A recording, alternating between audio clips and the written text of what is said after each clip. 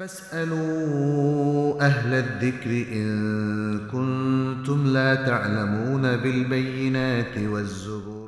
আমাদের প্রতিষ্ঠানে বেশিরভাগ মানুষ নামাজ পড়ে না। আর্জেন্টিনা ব্রাজিল নিয়ে সারাক্ষণ আলোচনায় লিপ্ত থাকে। এখন তাদের সাথে আমি কেমন ব্যবহার করব, তাদের সাথে কেমন ব্যবহার করা উচিত? মোহাম্মদ ইসমাইল বলেছেন, বহু ব্যবসায়ী খাবারে বিষাক্ত কেমিক্যাল ও ভেজাল মিশিয়ে ব্যবসা করছে, যেমন আম, কাঁঠাল আর অন্যান্য ফল ইত্যাদি। এদের পরিণাম কি? স্পন্সরশিপ কি হালাল নাকি হারাম? মাহবুব আলম বলেছেন, কারো মৃত্যুর সংবাদ শুনলে ইন্না লিল্লাহি ওয়া ইন্না ইলাইহি রাজিউন এই অংশটা বা এই দোয়াটা বা এই দিকেরটা পড়ার বিধান কি? এর পক্ষে কি কোনো হাদিস আছে? বলেছেন, ফেসবুক বিজ্ঞাপন এক্সপার্ট কাজ শিখে ইনকাম করা কি জায়েজ? বলেছেন, আমি বর্তমানে নীলফামারী মেডিকেল কলেজ হাসপাতালে ইন্টার্ন চিকিৎসক হিসাবে কর্মরত আছি। ইন্টার্নশিপ চলাকালীন আমাদের গাইনি বিভাগে 3 মাস কাজ করতে হয় এবং নর্মাল ডেলিভারি করা শিখতে হয়। এটি করতে গিয়ে আমাদের মহিলাদের যোনিপথ হাত দিয়ে পরীক্ষা করে বাচ্চার অবস্থা বুঝতে হয়। আমার প্রশ্ন হলো, একজন পুরুষ চিকিৎসক হিসাবে কাজটি করা বা শেখা কি আমার জন্য জায়েজ হবে? বিশেষ করে যখন কোনো মহিলা ডাক্তার থাকেন না এবং নার্সরাও পরীক্ষা করে সঠিকভাবে বুঝতে পারেন না। তবে এই ক্ষেত্রে আমি চাইলে রোগীকে অন্যত্র রেফার করে দিতে পারি। উল্লেখ্য যে ইন্টার্নশিপ চলাকালীন নর্মাল ডেলিভারি করা না শিখলে ভবিষ্যতে উপজেলা স্বাস্থ্য কমপ্লেক্স বা অন্যত্র চাকরি করার সময় আমি কিছুটা সমস্যার সম্মুখীন হতে পারি। অপরাধী সন্দেহে গণপিটুনি দিয়ে মেরে ফেলা সম্পর্কে ইসলাম কি বলে? আসসালামু আলাইকুম ওয়া রাহমাতুল্লাহি ওয়া বারাকাতুহু।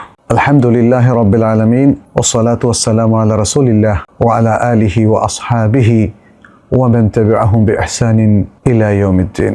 আপনাদের সবাইকে স্বাগত জানাচ্ছি আমাদের আজকের লাইভ সেশনে। জানতে চাই সেশন 179তম পর্ব। বর্ষণমুখর একটা চমৎকার দিন, বাইরে প্রচণ্ড বৃষ্টি হচ্ছে। আমিও একটু দেরিতেই ফিরলাম, ফলে আজকের অনুষ্ঠানটাও কিছুটা দেরিতে শুরু হচ্ছে। অনেক সময় আমাদের দেরি হয়ে যায়। প্রিয় দর্শক, ক্ষমা সুন্দর দৃষ্টিতে দেখবেন, নানা কারণে। আজকে বৃষ্টির কারণে হয়েছে, অন্য দিন হয়তো কিছু না কিছু কারণ থাকে। আমরা চেষ্টা করি সবসময় সময় মতো শুরু করার জন্য, কিন্তু আমরা মানুষ, আমাদের সীমাবদ্ধতা আছে, ভুল ত্রুটিও হয়। আল্লাহর কাছে ক্ষমা চাই, আল্লাহ যেন আমাদেরকে ক্ষমা করে দেন এবং আপনারাও ক্ষমা সুন্দর দৃষ্টিতে দেখবেন। যাই হোক, আমরা আজকের এই সেশনটা শুরু করছি একটি প্রশ্ন দিয়ে। জনাব সাজ্জাদ হোসাইনের প্রশ্নটি পাঠিয়েছেন। তিনি সালাম দিয়েছেন, ওয়ালাইকুম আসসালাম ওয়া রাহমাতুল্লাহ। তারপর দোয়াও করেছেন আমাদের জন্য। বলেছেন, আল্লাহ তাআলা আমল সালের সাথে আপনার হায়াত বাড়িয়ে দিন, আল্লাহুম্মা আমিন। খুবই সুন্দর দোয়া। হায়াত যদি বাড়ে সেটা যেন আমল সালের সাথে হয়, সে দোয়াটাই আপনি করেছেন। ধন্যবাদ আপনাকে। আপনি বলেছেন, আমি একটা ক্যাফে টাইপের রেস্টুরেন্ট দিয়েছি। ক্যাফেতে পর্দানসীন নারী পুরুষ, বেপর্দা নারী পুরুষ এবং বিভিন্ন শ্রেণীর মানুষ এখানে খেতে আসে। প্রশ্ন হচ্ছে, অনেক সময় ইয়াং নারী পুরুষদের দেখে মনে হয় তারা অবিবাহিত, কিন্তু একসঙ্গে খেতে এসেছে। যদিও আমাদের ক্যাফে খোলামেলা বলতে হয়তো আপনি পাবলিক প্লেস বুঝিয়েছেন, কাউকে আড়ালে বসে বা লুকিয়ে বসে খাওয়ার কোনো ব্যবস্থা নেই। আরেকটি বিষয় হচ্ছে, সঠিক ইসলাম প্রচারের জন্য আমি ক্যাফেতে সহিহ আকীদা ভিত্তিক অনেক ধরনের ইসলামী বই রেখেছি। খাবার প্রস্তুতের সময় বা খাবার খাওয়ার সময় কাস্টমারদের বইগুলো পড়তে উৎসাহিত করা হয়। তবুও পুরো বিষয়টি নিয়ে আমি দ্বিধায় আছি। আশা করি আপনার কাছ থেকে সঠিক দিক নির্দেশনা পাবো ইনশাআল্লাহ। জি ইনশাআল্লাহ ভাই সাজ্জাদ, ধন্যবাদ আপনাকে। যে কোনো বিষয়ে যখনই কোনো ধরনের একটা সন্দেহ তৈরি হয় কিংবা মনে হয় এটা কতটুকু অথেন্টিক, সেটা জিজ্ঞাসা করা খুবই ভালো একটি কাজ, যেহেতু আল্লাহ সুবহানাহু ওয়া তাআলা বলেছেন, ফাসআলু আহলা যিকরি ইন কুনতুম লা তা'লামুন। আমরাও আসলে কোরআন সুন্নাহর শিক্ষার্থী, সেগুলো যেচে আপনাদের প্রশ্নের উত্তর দেওয়ার চেষ্টা করি। আপনারা যে খাবার বিক্রি করছেন, প্রথমত আপনার হালাল হারামটা জড়িত হচ্ছে আপনার প্রোডাক্ট এবং আপনার বিক্রয় পদ্ধতির উপর।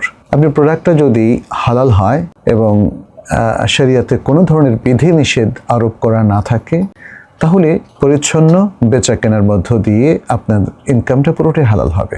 অনেকে দোকানে সিগারেট রাখেন, অনেকে দোকানে এমন সব পানীয় রাখেন যেটা পান করা শরীয়তে নিষিদ্ধ। তখন আপনার ইনকাম প্রচণ্ডভাবে হারাম দ্বারা আক্রান্ত হবে। ফলে আপনি প্রথম ফোকাসে আপনি এটাই রাখবেন যে আপনার প্রোডাক্টগুলো যেন পুরোপুরি হালাল হয় এবং আপনি মানুষের সাথে সুন্দর মুআমালার মাধ্যমে বেচা কেনা করবেন। আর মানুষকে ভেজাল মিশ্রিত খাবার কখনো পরিবেশন করবেন না, মানুষকে ধোঁকা দেবেন না, চিট করবেন না, এবং প্রতারণা করবেন না, তাহলে আপনার ইনকামটা পরিচ্ছন্ন থাকবে ইনশাআল্লাহ। এখন আপনার কাস্টমারদের মধ্যে নানা ধরনের কাস্টমার থাকতে পারে। আপনি যারা শরিয়া লঙ্ঘন করে, যারা পর্দা করে না, কিংবা যাদের মুখে দাড়ি নেই, যে সমস্ত পুরুষের, তাদের কাছে বিক্রি করলে আপনার ইনকাম হারাম হবে না। আপনি একটা জিনিস বৈধভাবে বিক্রি করছেন, খাবার, এটা একটা মানবিক ব্যাপারও, যে প্রত্যেক মানুষের খাবার অধিকার আছে। আল্লাহ তো খাওয়ার অধিকার দিচ্ছেন, আপনি কি করে তার রিজিক বন্ধ করবেন, তাই না? আর আপনি যদি তার রিজিকটা বন্ধ করে দেন, যেহেতু সে পর্দা করে না, কিংবা যেহেতু সে অবিবাহিত হয়ে ছেলে পুরুষ একসাথে এসছে, হয়তো বা তারা আজকের আধুনিক কালচার অনুযায়ী যেটাকে বলা হয় বয়ফ্রেন্ড গার্লফ্রেন্ড, আপনি হয়তো সন্দেহ করছেন, হতে পারে তারা ভাই বোনও, কিন্তু অনেক অবিবাহিত ছেলে এবং মেয়ে তারা ভাই বোনও হতে পারে। যাই হোক, আপনার সন্দেহ যদি সত্যও হয়, আপনি তাদেরকে অবশ্যই অবাধ মেলামেশা উদ্বুদ্ধ করবেন না, কিন্তু আপনি তার কাছে কোনো কিছু বিক্রি করা মানে অবাধ মেলামেশা উদ্বুদ্ধ করা নয়। তাদের খিদা লেগেছে, তারা খেতে এসেছে, আপনি তার রিজিকটা বন্ধ করার সত্যিকার অর্থে নৈতিক অধিকারটা নাই। আপনি সবার কাছে বিক্রি করবেন, বৈধ জিনিস, খাবার, এটা সবার কাছে বিক্রি করা যায়। তাহলে আপনি তাদের কাছে বিক্রি করার কারণে আপনার ইনকাম হারাম হবে না। তবে আপনি আলহামদুলিল্লাহ দোকানে কিছু বই রেখেছেন, মানুষকে উদ্বুদ্ধ করেন সহিহ ইসলামী বইগুলো পড়ার জন্য, খুবই প্রশংসনীয়। আপনি বিক্রির পাশাপাশি একজন দাঁড়িল আল্লাহ হিসাবেও কাজ করছেন, ধন্যবাদ আপনাকে। আল্লাহ যেন আপনার সব কিছুতে বারাকা দেন এবং আপনাকে হারাম থেকে সর্বতোভাবে এবং সর্বাত্মকভাবে বেঁচে থাকার তৌফিক দেন। হারাম থেকে বেঁচে থাকা, এটা আল্লাহর পক্ষ থেকে সত্যি অনেক বড় তৌফিক। হারাম থেকে মানে প্রকাশ্য হারাম থেকে যদি আমরা বেঁচেও থাকি, অপ্রকাশ্য অনেক হারাম অনেক সময় অনেক মুসলিমকে আক্রান্ত করে ফেলে। আল্লাহর কাছে আমরা সেই অজানা হারামগুলো থেকেও পানাহ চাই এবং তৌফিক চাই, যেন তিনি স্পষ্ট হালালের মধ্যেই আমাদেরকে সীমাবদ্ধ রাখেন। আল্লাহুম্মা আমিন ইয়া রাব্বাল আলামিন। সারা কাজী একটি প্রশ্ন পাঠিয়েছেন, বলেছেন আমাদের প্রতিষ্ঠানে বেশিরভাগ মানুষ নামাজ পড়ে না, আর্জেন্টিনা ব্রাজিল নিয়ে সারাক্ষণ আলোচনায় লিপ্ত থাকে। এখন তাদের সাথে আমি কেমন ব্যবহার করব, তাদের সাথে কেমন ব্যবহার করা উচিত? আল্লাহ সুবহানাহু ওয়া তাআলা বলেছেন আল কোরআনে, ওয়াকুলু লিন-নাসি হুসনা, মানুষের সাথে সুন্দর ব্যবহার করো। আপনি ব্যবহার কিন্তু সুন্দর করতে হবে, যার যে দোষী থাকুক না কেন। যদি কেউ হারামে সম্পৃক্ত থাকে, যদি কেউ শরিয়া লঙ্ঘন করে, যদি কেউ আপনার সাথে খারাপ আচরণও করে, তবু আপনি ওয়াকুলু লিন-নাসি হুসনা, আপনি মানুষের সাথে সুন্দর আচরণ করবেন, যেহেতু আল্লাহ সুবহানাহু ওয়া তাআলা নির্দেশ দিয়েছেন। আর আচরণ তো এটা আখলাকের বিষয়, চরিত্রের বিষয়। নবী সাল্লাল্লাহু আলাইহি সাল্লাম নিজের সুন্দর আখলাকের পরিচয় দিয়েছেন। তার সাথে কতজন কত রকম খারাপ আচরণ করেছে, মিথ্যা কথা বলেছে, আল্লাহ সম্পর্কে বাজে কথা বলেছে, ধৈর্যের সাথে তিনি এগুলোকে মোকাবেলা করেছেন। আচরণ সুন্দর না করলে তো আপনার কাছ থেকে কেউ দাওয়া নিবে না। অতএব আচরণ আপনার সুন্দর করতে হবে। আর তারা যা কিছু বলে, যদি সে তার মধ্যে কোনো খারাপ কিছু থাকে, যেমন তারা ব্রাজিল আর্জেন্টিনার ফুটবল খেলা নিয়ে কথা বলছে, আসলে এরকম একটা প্রভাব বৈশ্বিকভাবে তৈরি করা হয়েছে যেন এই ধরনের খেলা ধুলা এগুলো দিয়ে আমাদের মুসলিম কিশোর কিশোরীদেরকে দুনিয়ামুখী করা যায়, দিন থেকে দূরে সরিয়ে নিয়ে আসা যায়। সারা দিন রাত তারা এগুলো নিয়ে আলাপ করবে, কিন্তু সালাত পড়বে না, দিনের জরুরি কাজগুলো করবে না। তাহলে এই ক্ষেত্রে আপনার করণীয় কি? আপনার করণীয় হচ্ছে আর-দ্বীন ওয়ান-নাসিহা। নবী সাল্লাল্লাহু আলাইহি ওয়াসাল্লাম বলেছেন, দিন হচ্ছে নাসিহা, মানুষের কল্যাণ কামনা এবং তাকে উপদেশ দেওয়া। মানুষকে দাওয়া দিবেন, উপদেশ দিবেন। আপনি যদি এই লোকদেরকে মানে খারাপ কিছু বলেন অথবা তাদের সাথে মিসবিহেভ করেন, তাহলে তো মানে একটা খুব বাজে একটা চিত্র তৈরি হবে, তাই না? মানুষ বলবে যারা একটু দিনদার মানুষ তারা খুব বাজে ব্যবহার করে, সুন্দর ব্যবহার জানে না, ভদ্রতা জানে না, তাই না? ফলে আপনার দাওয়াটা মুখ থুবড়ে পড়বে। আপনি খারাপ লোকদের সাথেও সুন্দর ব্যবহার করবেন, আর তাদের যে খারাপগুলো আছে সেগুলোকে অতি সুন্দর ভাষায়, ভদ্র ভাষায় এবং বিনয়ের সাথে তাদেরকে স্মরণ করিয়ে দিবেন। তাদেরকে বলবেন ইত্তাকুল্লাহ ইয়া আখি, ইত্তাকুল্লাহ ইয়া ইখওয়ান, ইত্তাকিল্লাহ ইয়া আখি, ইত্তাকিল্লাহ ইয়া উখতি। এভাবে তাদেরকে আপনি সুন্দর ব্যবহারের মধ্য দিয়ে নাসিহা করবেন। সাজিদুল বারি বলেছেন, আমার খালা কিছু টাকা আমাকে দিয়ে সঞ্চয়পত্র কিনিয়েছেন, কিছু টাকা দিয়ে আমাকে দিয়ে সঞ্চয়পত্র কিনিয়েছেন। এই সঞ্চয়পত্রের যে ইন্টারেস্ট আসে আমি সেটা ওনাকে তুলে পাঠিয়ে দেয় 3 মাস অন্তর অন্তর। এই টাকার কোনো অংশ আমি গ্রহণ করি না এবং আলহামদুলিল্লাহ আমি সুদমুক্ত জীবনযাপন করছি। যদিও আমি এই সুদের অর্থ গ্রহণ করি না, কিন্তু বছর শেষে ইনকাম ট্যাক্স হিসাবে কর প্রদানের ক্ষেত্রে খালার এই ইনভেস্টমেন্ট বাবদ আমি নিজে সঞ্চয়পত্র হিসাব দেখিয়ে আসছি, তাই না? আমার মনে হয় কথাটা ঠিক আছে, তাই না? ভুল হলে আপনি আমাদেরকে আবার কারেকশন করে দেবেন। প্রশ্নটা আন্ডারস্ট্যান্ডিং অনুযায়ী আমি পড়েছি। আপনার প্রশ্ন হচ্ছে দুটো। এক, ইনকাম ট্যাক্সে এই হিসাব দেখানো কি জায়েজ? দুই, অন্যকে সুদের অর্থ পাইয়ে দেওয়ার ব্যাপারে সহযোগিতা করে আমি কি এর গুনাহের ভাগিদার হব?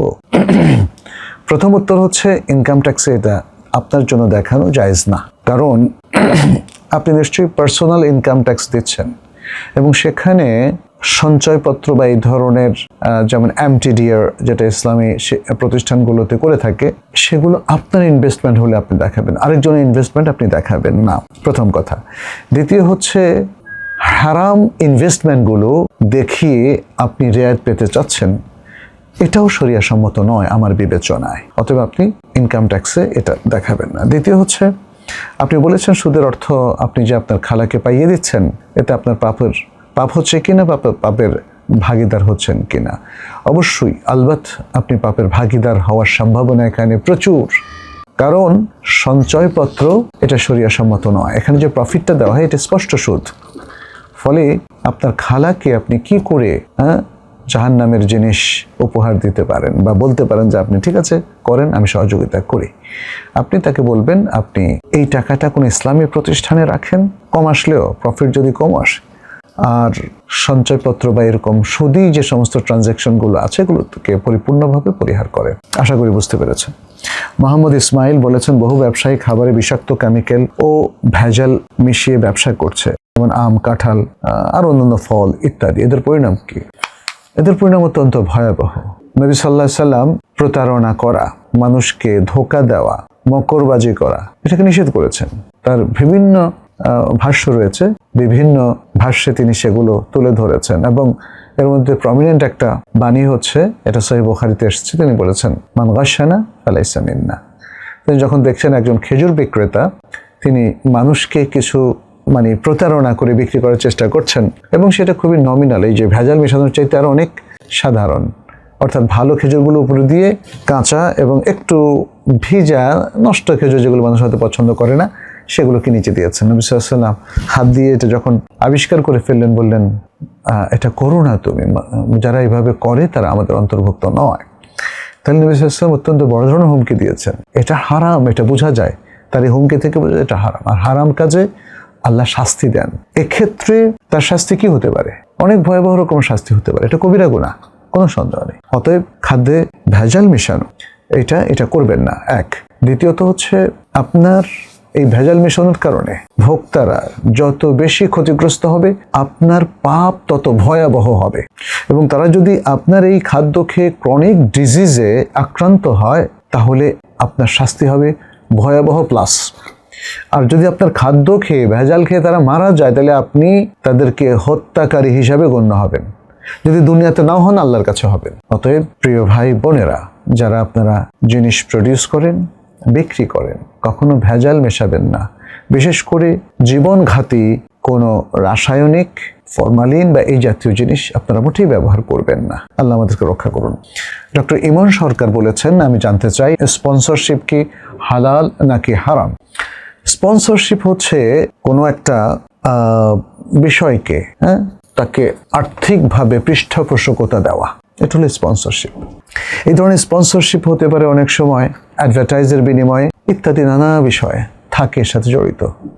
যেমন আপনি একটা কোরআনের প্রোগ্রাম করবেন, সেখানে একটা কোম্পানি বললো আমি স্পন্সর করব, তবে আমার একটা স্ট্যান্ডে তোমরা এখানে দাঁড় করিয়ে রাখবা যাতে আমার কোম্পানিটাকে সবাই চেনে। তো স্পন্সরশিপ হালাল কাজের হলে সেটা হালাল, আর হারাম কাজের হলে সেটা হারাম। তাহলে স্পন্সরশিপ আমরা আন্দাজে বলে দেব না যে এটা হারাম, আবার আন্দাজে বলে দেব না যে এটা হালাল। এটা হারামও হতে পারে যদি হারাম কাজের স্পন্সরশিপ হন আপনি, এটা হালাল হতে পারে যদি হালাল কাজের স্পন্সরশিপ আপনি অফার করেন। আশা করি বুঝতে পেরেছেন, তাই না?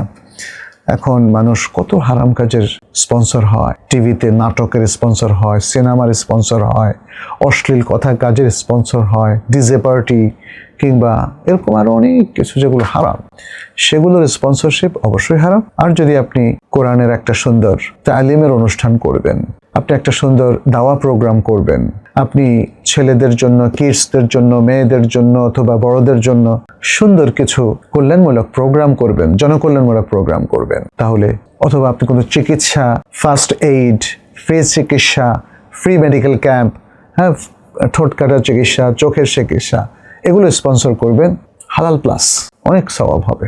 মাহবুব আলম বলেছেন, কারো মৃত্যুর সংবাদ শুনলে ইন্না লিল্লাহি ওয়া ইন্না ইলাইহি রাজিউন, এই অংশটা বা এই দোয়াটা বা এই যিকিরটা পড়ার বিধান কি? এর পক্ষে কি কোনো হাদিস আছে? যদি না থাকে তাহলে কোন দোয়াটা পড়তে হবে?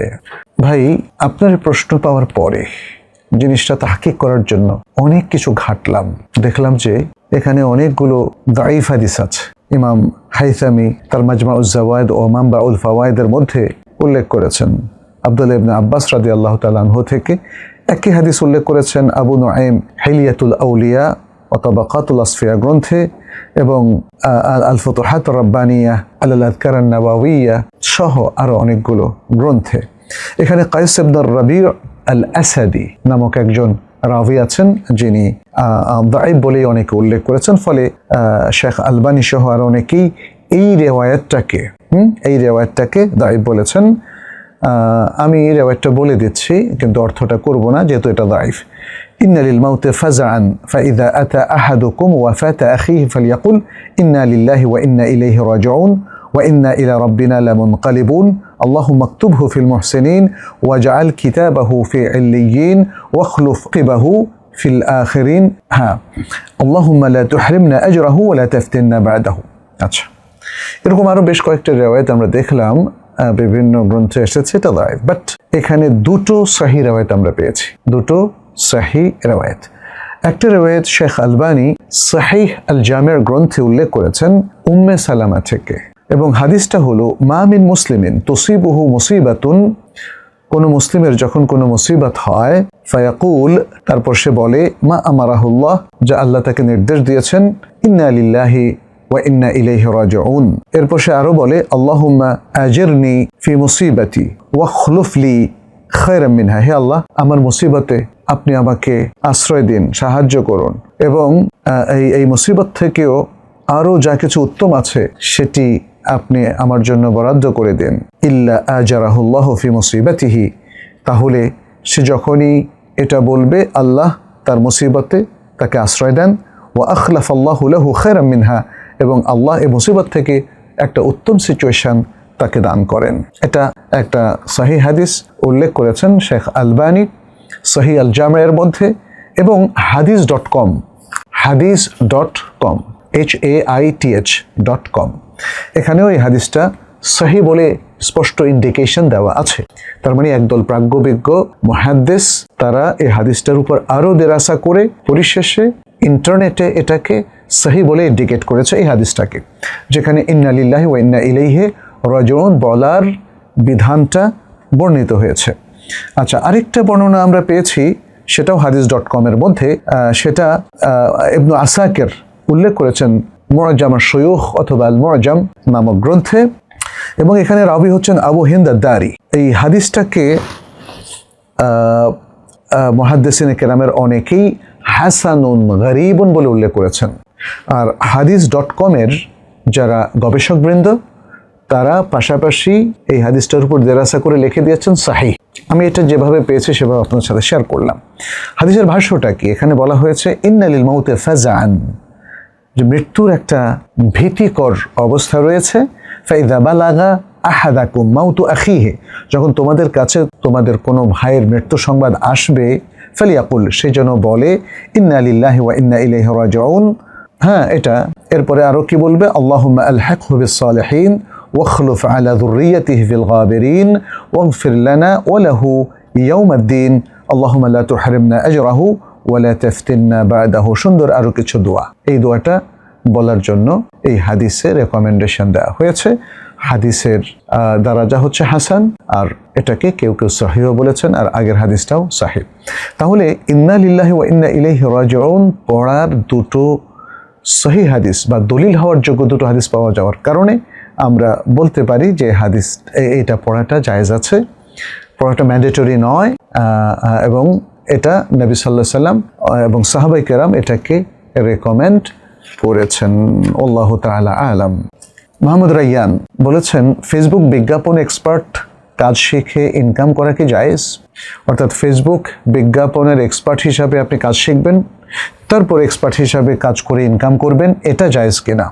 পাশাপাশি আরও বলেছেন Facebook, Instagram, TikTok, Messenger, Twitter ইত্যাদি অ্যাপসে বিভিন্ন কোম্পানির অথবা ব্যবসায়ীদের পণ্যের বিজ্ঞাপন দিয়ে এবং তাদের বিজ্ঞাপন পরিচালনা করে ইনকাম করা কি জায়েজ কিনা? আর যদি আমি অমুসলিম কোনো ব্যবসায়ী বা কোম্পানির সাথে কাজ করি তাহলে জায়েজ হবে কিনা? ভাই, আমরা অনেক দিন থেকেই বলে আসছি যে এই সমস্ত প্ল্যাটফর্মে, এটাকে সোশ্যাল প্ল্যাটফর্ম বলা হয়, এই সমস্ত প্ল্যাটফর্মে যত বিজ্ঞাপন সেগুলো শরিয়াসম্মত নয়। যেহেতু বিজ্ঞাপনগুলো শরিয়াসম্মত নয়, সেখানে নানা ধরনের শরিয়া লঙ্ঘন আছে। আমি সে আলোচনা এখন যাচ্ছি না। এই শরিয়া লঙ্ঘনের কারণে ইনকামটা হালাল হবে না, আর যে ইনকামটা হালাল হয় না সেই ইনকাম করার জন্য সেই কাজের এক্সপার্ট হওয়াটাও আপনার জন্য শোভনীয় নয়। আর আপনি যদি অমুসলিমদের সাথে এই অশ্লীল বিজ্ঞাপনগুলো দেয়া নেয়া করেন তাহলে কি জায়েজ হবে? না না, অশ্লীল কাজ এটা মুসলিমদের সাথেও জায়েজ নেই, মুসলিমদের সাথেও জায়েজ নেই। হ্যাঁ, আপনি মুসলিমকেও ধোকা দেওয়া জায়েজ নেই, অমুসলিমকেও ধোকা দেওয়া জায়েজ নেই। মুসলিমদের উদ্দেশ্যেও ভেজাল মেশানো খাদ্য পরিবেশন করা জায়েজ নেই, অমুসলিমদের জন্য জায়েজ নেই। মুসলিমদের মধ্যে আপনার জেনা ব্যভিচার জায়েজ নেই, অমুসলিমদের সাথেও জেনা ব্যভিচার জায়েজ নেই।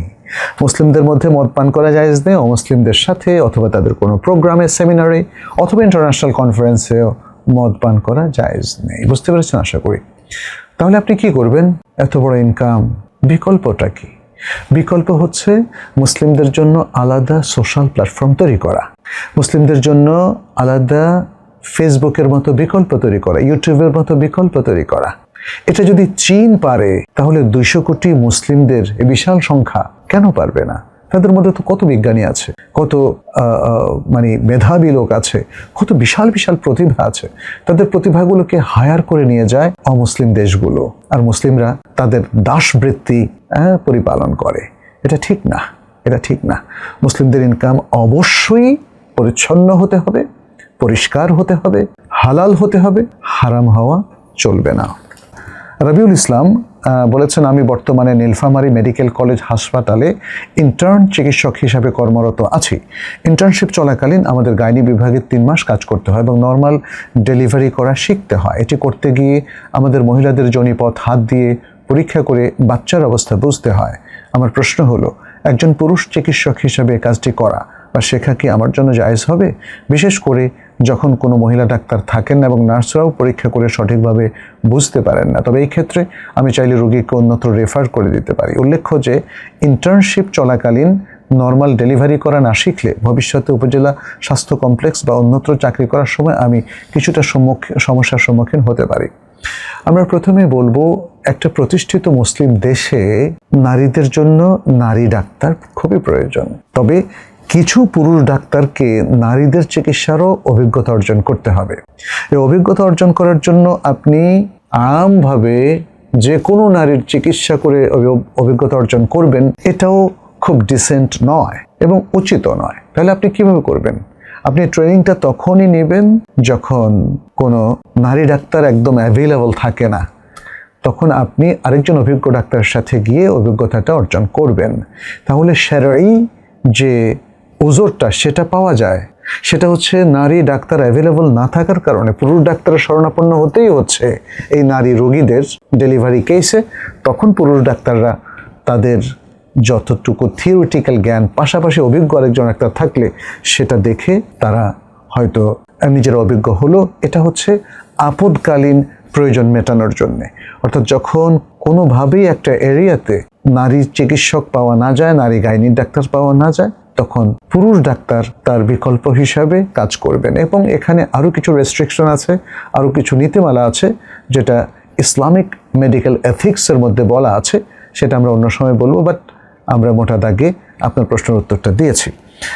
গোলাম রাব্বি বলেছেন, অপরাধী সন্দেহে গণপিটুনি দিয়ে মেরে ফেলা সম্পর্কে ইসলাম কি বলে? এটা সম্পূর্ণ হারাম। একজন মানুষকে যখন আশেপাশের লোকজন সন্দেহ করতে পারে, তাকে ধরতে পারে, ধরাটা জায়েজ আছে। এবং ধরার পরে আইন শৃঙ্খলা রক্ষাকারী কর্তৃপক্ষের কাছে তাকে সোপর্ট করতে হবে। এটাই হলো শারঈ বিধান। আচ্ছা, এখন গণপিটুনি এটা আমাদের ইসলামী আইনে নাই, লোকাল আইনেও নাই, তবু মানুষ এ কাজটা কেন করে? সেটা হচ্ছে ল এনফোর্সমেন্টটা যখন সমাজে থাকে না এবং আইনের প্রয়োগটা যখন উঠে যায়, তখন মানুষের মধ্যে একটা অনাস্থা কাজ করে, এবং এই অনাস্থাটাও একদিনে তৈরি হয় না। মানুষ দীর্ঘদিন ধরে লক্ষ্য করে যে যেই দুষ্ট লোকগুলো সমাজে অশান্তি উৎপাদন করে, ছিনতাই করে, চুরি করে, মোবাইল চুরি করে, এদের কোনো শাস্তি হয় না, এবং এদের একটা গ্যাং, একটা সিন্ডিকেট তৈরি হয়েছে, এবং প্রশাসনের কিছু ব্যক্তিও এদের সাথে কানেক্টেড। তখন মানুষের মধ্যে একটা প্রচণ্ড রাগ এবং জেদ চলে আসে।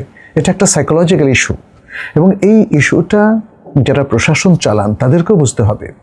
তাদের উচিত হচ্ছে সমাজের মানুষের আস্থা অর্জন করা, সমাজের মানুষের নিরাপত্তা বিধান করা, এবং সর্বাত্মক চেষ্টা করা যাতে মানুষের ক্ষতিটা না হয়। কারণ তাদের তো এটাই দায়িত্ব। প্রত্যেক এলাকার নিরাপত্তা দায়িত্বে প্রশাসনের লোকজন আছেন, চাই সেটা সিভিল প্রশাসন হোক, পুলিশ প্রশাসন হোক, কিংবা আর্মি প্রশাসন হোক। এই সকল কর্তৃপক্ষ সকলে মিলে একটা মুসলিম সমাজের প্রত্যেকটা জায়গা, পাড়া, গ্রাম, ইউনিয়ন, থানা, উপজেলা এবং শহরের মধ্যে প্রত্যেকটা এলাকা, প্রত্যেকটা এরিয়ায় তারা নিরাপত্তা বিধান করার কথা, এবং সাধারণ মানুষের সাথে একটা বন্ধুত্ব সুলভ ফ্রেন্ডলি রিলেশন গড়ে তোলার কথা। এবং সেটা যদি হয়, তখন মানুষ কোনো দিন যত ভয়াবহ চুরি আর ডাকাতি হোক না কেন, কোনো দিন তাদের গায়ে একটা টোকাও মারবে না। সুতরাং জিনিসটা আসলে কোনো আইন এটাকে অ্যালাউ করে কিনা এটার সাথে জড়িত না। জিনিসটা জড়িত মানুষ যখন হতাশ হয়ে যায়, মানুষ যখন প্রশাসনের প্রতি আস্থা হারায়, তখন মানুষ নিজের হাতে আইন তুলে নেয়। কিন্তু সে প্রথমে চায় না। তার সাইকোলজি প্রথমে ঠিক থাকে, পরে আস্তে করে তাকে ভুল দিকে ডিরেকশন দেয়। আমাদের উচিত হচ্ছে এই জন্য সামাজিক নিরাপত্তা নিশ্চিত করা, দেশে সুন্দর সুশাসন এবং গুড গভর্নেন্স এগুলোকে নিশ্চিত করলে আপনি দেখবেন দেশের প্রায় অধিকাংশ প্রবলেমই সলভ হয়ে গেছে। অতএব আমি আমার পক্ষ থেকে আমি একজন দাঁড়িল আল্লাহ হিসাবে আমাদের এই প্রিয় বাংলাদেশের সকল কর্তৃপক্ষকে আমি বলবো, আপনারা দায়িত্বশীল হন, আপনারা গুড গভর্নেন্স এর কালচারটা তৈরি করুন, মানুষকে ভালোবাসুন, দেশের জনগণের কল্যাণে কাজ করুন, মুসলিম উম্মার কল্যাণে কাজ করুন। আল্লাহ বারাকা দিবেন ইনশাআল্লাহ। আল্লাহর কাছে আমি তওবা করছি, ইস্তেগফার করছি। আল্লাহ তুমি আমাদের সবাইকে ক্ষমা করে দাও। আমরা যদি ভুল করে থাকি আমাদেরকে মাফ করে দাও। আমাদেরকে আরও সুন্দরভাবে ইলম অর্জন করে জ্ঞানের পথে চলার এবং আমল করার তৌফিক দাও। হাদা সাল্লাল্লাহু ওয়াসাল্লাম আলা নবিয়িনা মুহাম্মদ ওয়া আলা আলিহি ওয়া আসহাবিহি আজমাইন। আসসালামু আলাইকুম ওয়া রাহমাতুল্লাহি ওয়া বারাকাতুহু।